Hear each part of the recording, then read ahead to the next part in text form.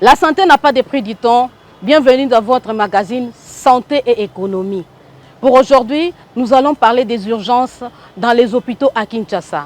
Et sur ces fers, nous recevons aujourd'hui le docteur Alain Chilumba, qui est urgentiste réanimateur. Suivons-le. Le cas urgent, quand on parle de cas urgent, c'est tout cas où le pronostic vital est en danger. Quand on parle de pronostic vital, c'est qu'on voit que les patients que nous avons, ou bien notre frère à la maison, semble ne pas aller bien. Par exemple, il respire mal. Donc, en termes vulgaires, on dit que non, il respire mal. Et chez nous, là, on parle de dyspnée déjà. On parle aussi d'une désaturation. Il est agité. Donc, ce ne sont plus vraiment des termes médicaux qu'on peut détecter médicalement. Mais à la maison, quelqu'un, quand il voit que non, l'autre ne respire pas bien, déjà du point de vue respiration, du point de vue cette température, que quelqu'un peut avoir une fièvre à 40, c'est déjà un cas urgent. Et aussi l'asthénie physique. L'asthénie physique, quand on parle de l'asthénie physique, ailleurs, on va parler que non, donc il est vraiment trop asthénique. Et là, sont des signes qui poussent à dire que non, ça c'est une extrême urgence qu'on doit amener vite à l'urgence. Et c'est pas à comparer avec le cas quelqu'un qui te dit que non, je ne me sens pas bien.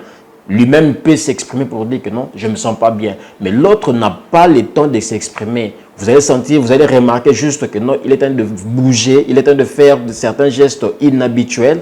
Et là, on se dit directement que non, c'est une extrême urgence qu'on doit vite amener à l'hôpital.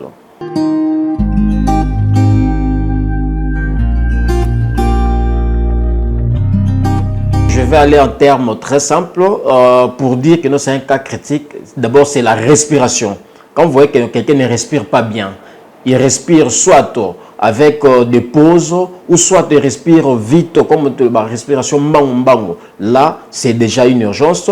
Aussi, il y a l'asthénie physique, quelqu'un qui ne sait pas se tenir debout. Il vous dit peut-être qu'il a des vertiges, mais il ne sait pas se tenir debout. Il y a une urgence qu'il faut chercher à investiguer. Il y a la température. Quand quelqu'un a une forte température, c'est déjà une urgence parce qu'il va faire des agitations, il va présenter des agitations. Il y a aussi la transpiration parce qu'il y a des diabétiques qui vous font des hypoglycémies et ils transpirent. Quand quelqu'un vous transpire comme ça, peut-être qu'il est en train de faire un choc hypovolémique, on ne sait pas. Et là, l'entourage, quand il voit une transpiration, il voit l'asthénie physique, il voit le battement cardiaque, donc l'accélération du battement cardiaque ou bien le ralentissement. Ce sont des signes qui poussent à dire que non, ça c'est une extrême urgence qui fait une distinction avec le cas bénin.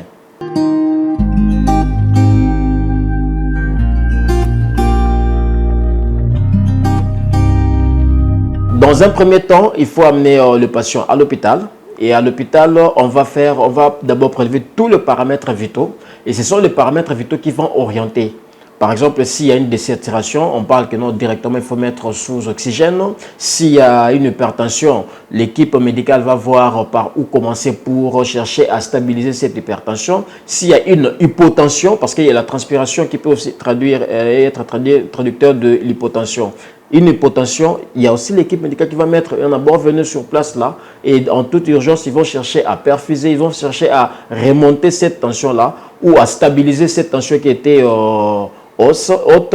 Et puis, par rapport à la glycémie, s'il y a une hypoglycémie, on fait une correction directement avec dextrose à 50%.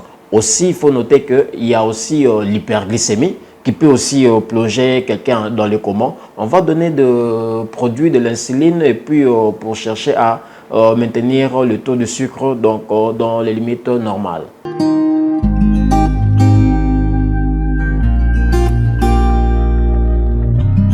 Ici en RDC, si on doit parler des chiffres pour les urgences, en tout cas, si je prends le centre-ville, parce que maintenant là je dois subdiviser par juridiction, je prends le centre-ville, en tout cas pour une extrême urgence ou bien une urgence, c'est pas moins de 400 balles, 400-500 $ d'entrejeu. C'est pas moins de 400 à 500 $. Et si vous allez dans des périphériques, je prends l'exemple vers Kingasani ou bien vers Kanlouk et autres, en tout cas, maximum, il faut avoir au moins 100-150 $. Donc, ces problèmes-là, nous crée déjà de taux de mortalité élevés dans la capitale. Et c'est ce qui fait que non, aujourd'hui, nous avons des décès. Ah, toqué dans l'hôpital Kabakoti à Koufi. Tout simplement parce que le plateau technique, d'abord, on va peut-être arriver quand il y aura parlé des hôpitaux qui ont des urgences. Le plateau technique ne répond pas. Et les autres se disent, bon, on fait ce qu'on peut faire, on soustrait l'argent auprès de patients sans pour autant répondre aux besoins réels. Et les patients là qui arrivent, qui n'ont rien peut-être, ils ne savent pas où commencer, ils vont aller dans des centres de santé où ils n'ont pas de services qualifiés pour faire les urgences. En tout cas, les coûts estimatifs pour les urgences actuellement en RDC, en tout cas, il y a à boire et à manger. Il y a des hôpitaux qui vous arrivent même à 2000 $, 1000 $, et tout cela ne permet pas de prendre correctement en charge le patient qui vient en urgence. Mais du point de vue médical, tout patient qui vient aux urgences peut d'abord être pris en charge gratuitement. Gratuitement dans le sens que non, on le prend d'abord en charge. Tout ce qui est frais administratifs et autres doit suivre après. Mais actuellement, ce n'est pas ce qu'on vit chez nous en RDC et puis particulièrement à Kinshasa.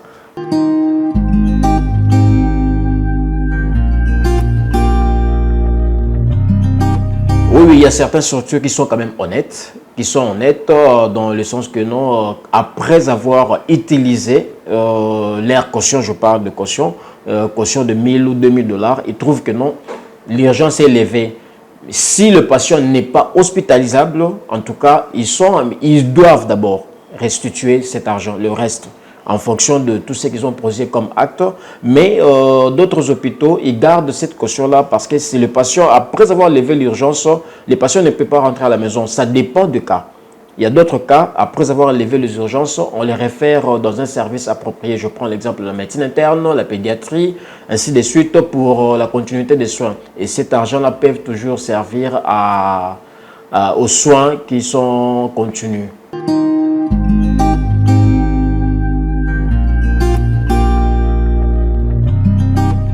Actuellement à Kinshasa, il y a, je peux dire, du point de vue plateau technique, tous les hôpitaux peuvent faire les urgences. Mais malheureusement, on est bité parce que les urgences, c'est d'abord la rapidité dans la prise en charge. Pour parler de la rapidité dans la prise en charge, il faut que le labo suive aussi, l'imagerie suive. Mais malheureusement, à Kinshasa, on a un petit souci pour dire que non, il y a des hôpitaux qui n'ont pas encore qui n'ont pas encore le plateau technique complet pour assurer les urgences. Mais il y a quelques-unes qu'on peut citer. Il y a quelques-unes, je prends l'exemple de SEMCA, je prends l'exemple de Clinique Galiema, je prends l'exemple de Centre Médical Diamant. Il y a aussi Médecins de Nuit, SOS. Donc, ils ont des plateaux techniques. Ils sont en train de lutter pour ramener le plus haut possible les urgences, sans oublier le centre hospitalier à Montcollet. Donc, et au moins, ils font des urgences avec des plateaux techniques à leur portée pour dire que non, quand on a besoin d'un examen de 2 ou 3 heures, dans 1 heure, on a quand même le résultat. Il y a certains hôpitaux qui osent quand même faire, mais il y a d'autres hôpitaux qui se battent. Je prends l'exemple de l'hôpital Saint-Joseph. Du point de vue personnel, ils ont des personnels formés, qualifiés pour faire les urgences. Mais du point de vue plateau technique, pour répondre, il y a certains bilans qui vous prennent du temps et autres. Donc, c'est pourquoi on dit que non, il y a encore à améliorer dans la capitale du point de vue urgence. Mais quand même, on peut citer 5 à 7 hôpitaux déjà sur la capitale qui nous font des urgences et avec dans nos conditions ici en RDC, ça va quand même, ça répond quand même au critérium des urgences du point de vue national et international.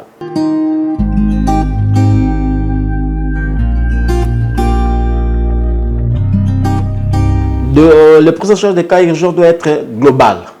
Donc quand le patient arrive, on sait quand même dans notre jeu mobiliser toutes les équipes. Quand on parle de toutes les équipes, il y a l'imagerie, il y a le labo, il y a l'équipe de médecins urgentistes réanimateurs, il y a le spécialiste. Donc tous ces mondes-là peuvent être ensemble. En un clin d'œil, on peut déjà asseoir un diagnostic pour lever l'urgence.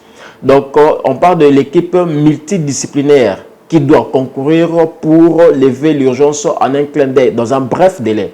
Alors, Cette équipe-là, il y a certains hôpitaux qui sont en train de faire d'aménager de plus en plus d'efforts pour asseoir l'équipe multidisciplinaire. Mais il y a d'autres hôpitaux qui ont encore des lacunes, qui sont en train de chercher à suivre ou bien emboîter les pas de certains qui ont mis déjà le pas avant. Mais en RDC, pour réunir tous ces mondes-là, ça demande encore beaucoup à faire. Donc avec cette modalité de couverture santé universelle qu'on est en train de plonger, en tout cas, s'il faut parler de la couverture santé universelle, il faut d'abord commencer par le service des urgences parce que c'est ce service-là qui va nous aider à sauver plus de vies et à orienter les patients vers d'autres services dans un délai, dans un temps record.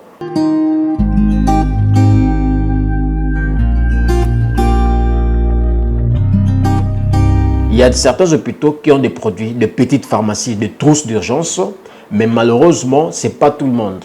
Il y a l'association de médecins urgentistes en RDC, Amir Congo, qui est en train d'insister. Je crois qu'au mois d'août, on va vous inviter pour venir participer avec nous au 2e congrès international sur Amir Congo. On est en train d'insister sur le trousse d'urgence, le chariot d'urgence que tous les hôpitaux qui possèdent maintenant le service d'urgence doivent en avoir.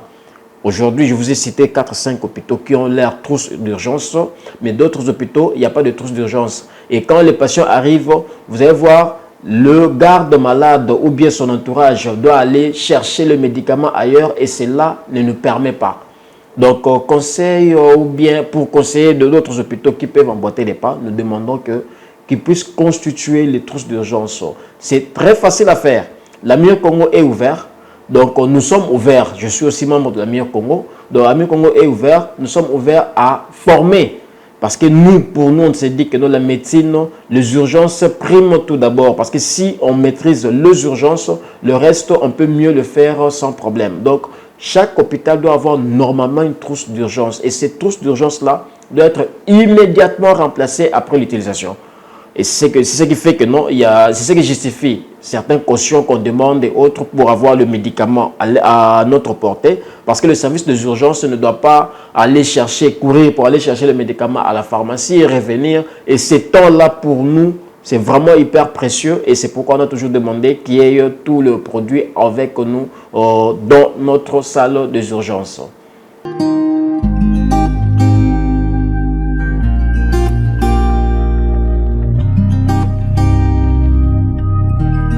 Bon, le produit, déjà, je prends l'exemple en cas de traumatisme. Traumatisme, je prends l'exemple de quelqu'un qui est un accidenté et autre. Les cocktails souvent utilisés, on prend du paracétamol ou perfalgan. Donc, on va le paracétamol, il y a le prophénide, il y a les dérivés morphiniques qu'on donne là. En tout cas, les coûts estimatifs, personnellement, je ne connais pas. Mais ça dépend des hôpitaux. C'est ça aussi le problème. Il y a d'autres hôpitaux qui vous disent que non, ces cocktails-là peuvent vous coûter déjà dans 15-20 $. Et d'autres hôpitaux, c'est moins. Et ailleurs, vous allez trouver ça plus. Donc, on n'a pas de prix standard. Ça, c'est ce qui est le vrai problème pour répondre aux urgences en RDC. On n'a pas les prix standards. Or, sur le marché, dans des dépôts pharmaceutiques, on vous vend ça à un coût raisonnable. Mais sur terrain, vous allez voir que non, il n'y a pas de prix standard pour dire que non, ça coûte 15 $, ça coûte 20 $, ça coûte non. Mais si on doit estimer le cocktail d'abord des urgences en cas de traumatisme, dans l'ensemble, ça peut déjà nous coûter dans de 30 à 50 $. Ça dépend du cas qui vous arrive.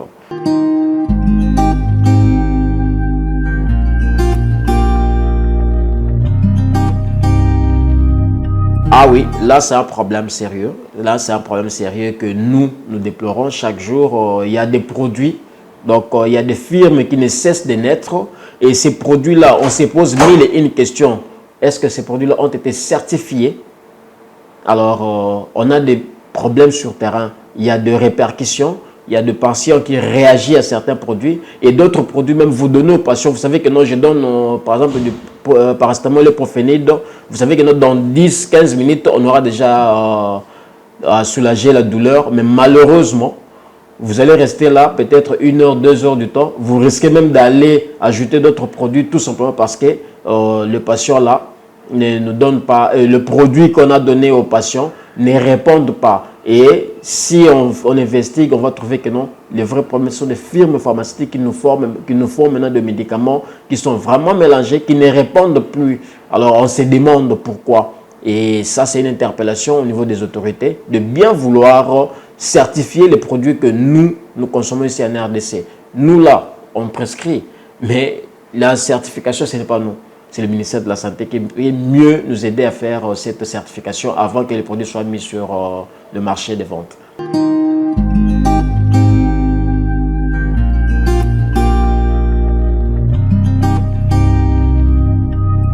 Bon, jusque-là, c'est le bon produit, c'est l'Europe. L'Europe, les Indiens nous font des produits, mais en tout cas, on n'a pas encore... on n'est pas à l'aise.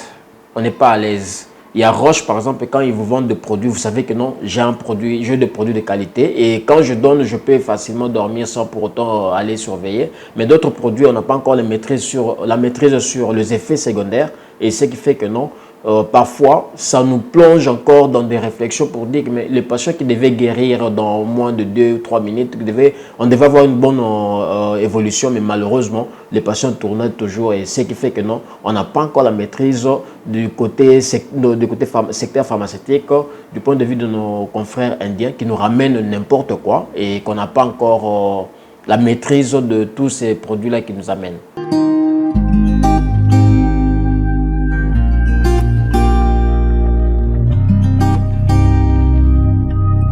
Oui, là c'est vrai, les produits à provenance de l'Europe coûtent énormément, c'est vrai, parce que c'est un problème de taxes.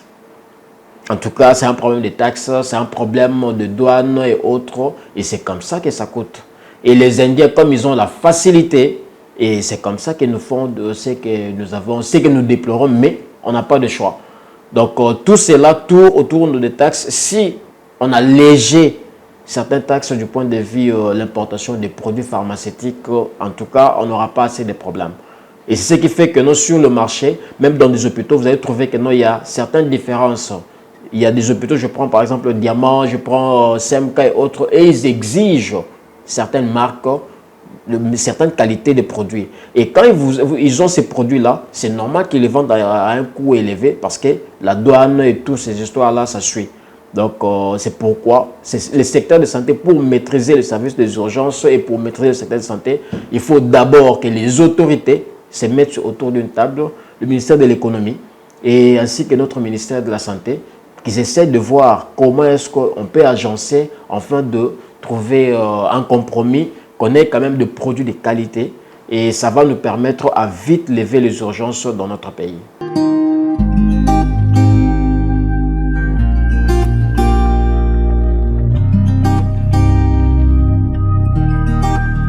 Là, c'est aussi un sérieux problème. Je suis là où je suis, quelque part là, j'ai vu certains problèmes-là surgir de produits périmés. Les produits périmés, il y a certains produits qui vous prennent du temps dans des bateaux. Donc la commande et autres, ça vous prend du temps pour arriver ici en RDC. Je me pose la question, pourquoi les produits doivent toujours prendre 6 à 8 mois dans des bateaux et ça arrive ici proche de la péremption et voilà, on vous vend ça. Parfois même, il y a d'autres qui changent des dates de péremption et des dates originales de produits. Et ça, c'est un problème sérieux. Et c'est pourquoi je suis en train d'insister. L'inspection générale de la santé doit faire du boulot. Oui, je connais bien personnellement l'IG, donc l'inspecteur général. En tout cas, il fait son travail, mais tout le monde doit se mettre main dans la main. Donc, il y a l'OCC et autres, tous ces ingénieurs-là, tous ces mondes-là qui font de contrôle des produits doivent nous aider dans ce sens-là. Parce qu'il y a des produits qu'on enlève les étiquettes originales qui ont des dates de péremption et on vous met des dates falsifiées ici en RDC. Et tout ça, c'est nous qui consommons ça. Et avec des conséquences néfastes pour notre santé future.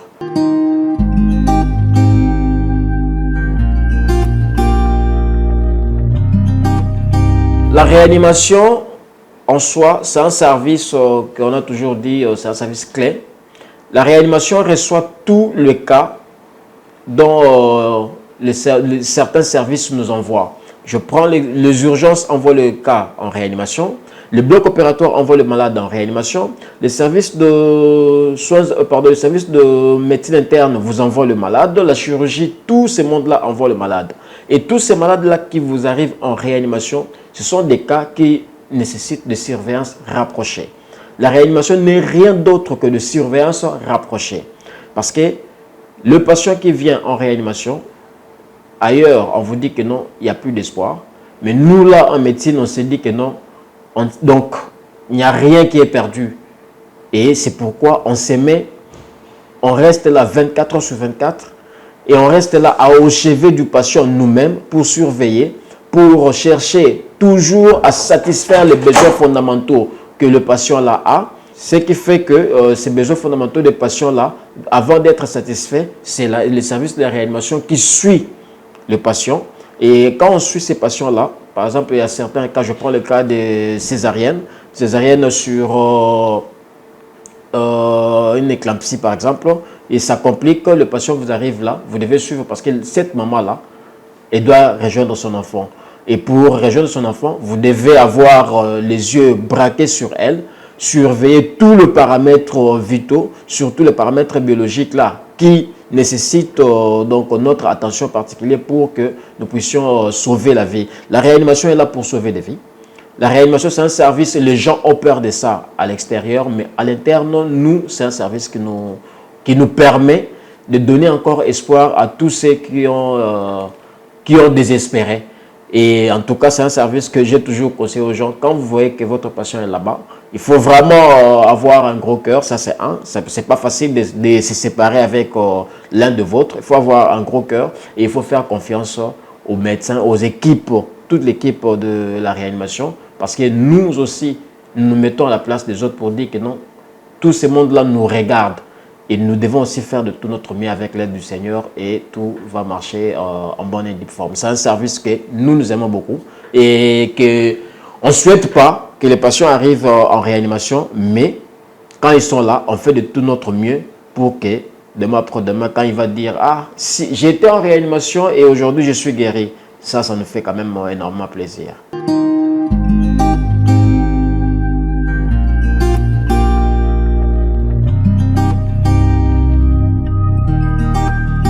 Personnellement, je dirais que le statistique n'est pas vraiment trop alarmante parce que ça dépend des cas. Ça dépend des cas. Donc, il y a certains cas, quand ils vous arrivent déjà à un état déjà avancé, là, c'est le désespoir. Bon, on ne fait qu'accompagner. Ça dépend aussi des maladies, ça dépend de sa pathologie ou du diagnostic qui a été posé. Mais en réalité, actuellement, je peux prendre l'exemple de là où je suis ou bien d'où je viens. En tout cas, on a des statistiques qui tendent vers la sortie. On a beaucoup de sorties de la réanimation et il y a même des témoignages que de décès.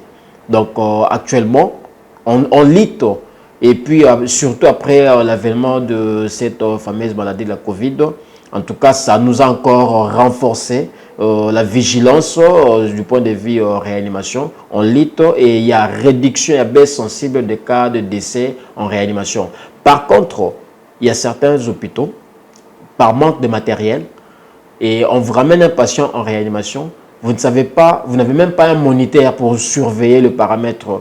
Et c'est là, en tout cas, oui, c'est vrai, il y a des décès. Il y a des décès, mais si on peut dire statistiquement, en tout cas, on peut dire 60% à 70% de réussite par rapport au décès avant. Mais avant, il y a des années, 5-10 ans passés, on avait quand même beaucoup de taux de décès par rapport à la situation actuelle.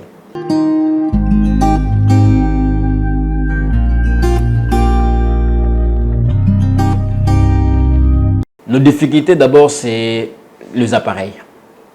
Donc en RDC, on n'a pas assez d'appareils, on n'a pas assez de matériel. On travaille avec les moyens des bords. Et deuxième chose, c'est la construction qu'on est en train de faire. Le service de réanimation, le service des urgences doivent être construits dans des normes. Parfois, vous allez trouver les locaux qui ne sont pas adaptés pour faire les urgences. Par exemple, s'il faut faire un massage cardiaque, c'est une équipe multidisciplinaire. Et il y a même des appareils de radio qu'on doit déplacer pour venir faire sur place. Malheureusement, ce n'est pas le cas. Donc, peu des hôpitaux ont des locaux adaptés au service des urgences ou bien au service de réanimation. Et autre chose, on a parlé de produits. Le produit, en tout cas, ça c'est un sérieux problème parce qu'on n'a pas tout. On n'a pas tout. Des fois, on se tourne le pouce pour dire que non, mais tel produit, il n'y a pas. Qu'est-ce qu'on s'appelle même entre nous. Appelez un peu à mon collègue et dit, papa, beaucoup de qui parce que nous avons un cas ici qui nécessite tel produit. Ça, c'est vraiment de difficultés que nous avons. Et aussi, hormis le produit, on doit standardiser les choses, surtout du point de vue les coûts de réanimation, les coûts des urgences. Il y a des hôpitaux qui ne savent pas faire les urgences, tout simplement parce qu'ils se disent on va beaucoup dépenser et on ne va pas capitaliser. Parfois, on se met à la place de ce patient-là. Vous taxez 2000 $ et s'ils n'ont pas, ils vont se retrouver où? Donc, toutes ces histoires-là, et c'est ce qui nous met un peu mal à l'aise pour exercer bien notre métier des urgences et réanimation.